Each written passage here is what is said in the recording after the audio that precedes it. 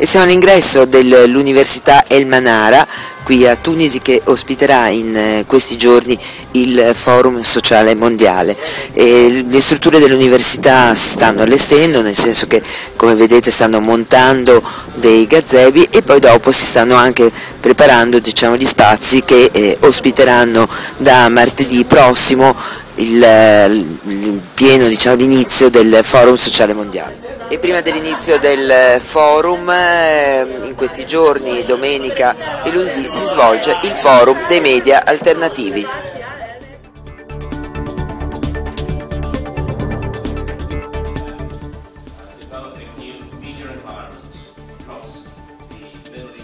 Qui étaient auparavant du Sud et qui sont en train de concurrencer les pays développés ou les pays dits du Nord.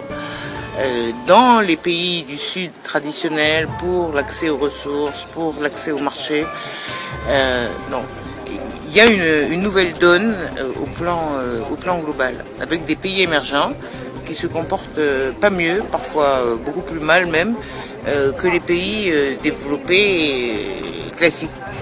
Par exemple, la Chine exploite les minerais en Afrique. Certains autres pays arabes achètent des terres en grande quantité. Les Italiens achètent des terres, 200 000 hectares au Sénégal. Le Koweït achète des terres. Ce forum-là, il est intéressant parce que face à ces dynamiques nouvelles, traditionnellement, il y a des mouvements de résistance citoyenne et dans les pays du Nord et dans les pays du Sud. Et je pense que ce qui est intéressant dans un forum comme ça, c'est comment est-ce qu'on établit des solidarités entre les sociétés civiles de ces pays émergents qui ont changé de rôle et les autres, les pays du Nord, mais ça c'est classique, et les pays du Sud. Et je pense que c'est ça une des questions intéressantes du forum.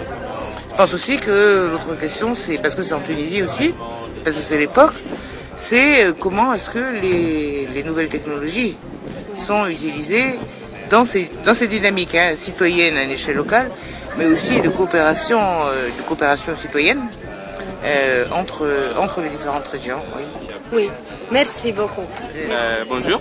Bonjour. Et on voudrait te demander de te présenter d'abord et d'expliquer qu'est-ce que c'est le rôle des blogueurs et des journalistes citoyens dans ce contexte tunisien, dans l'actualité. Avec plaisir. Alors, je me présente, Bassem Krifa, un ancien blogueur. J'étais arrêté avant et même après la Révolution, juste pour les blogs, pour les articles. Mon rôle avant, c'était juste de dévoiler la vérité pour passer l'information. Mon domaine, je parle à mon nom parce que je fais partie aussi d'une cellule de communication, d'association des blogueurs, mais je vais parler à mon nom. Mon rôle avant, c'était juste de filmer, d'enregistrer ce qui se passe réellement dans la rue, la pauvreté, la misère et tout. Et contradire les médias du gouvernement surtout, qui passaient toujours la Tunisie comme le paradis, mais c'est pas le cas. Il y a la pauvreté, il y a les agressions, il n'y a pas de liberté, ni de liberté d'expression, il n'y avait pas tout ça. Mon rôle, c'était de filmer tout ça, de le passer, de le diffuser, même avec la censure. Si vous connaissez ce qu'on appelle ici en Tunisie 404, 404 c'est le 3e étage du ministère de l'Intérieur. C'est là où on bloque les sites comme YouTube avant et tout, c'était fermé en Tunisie.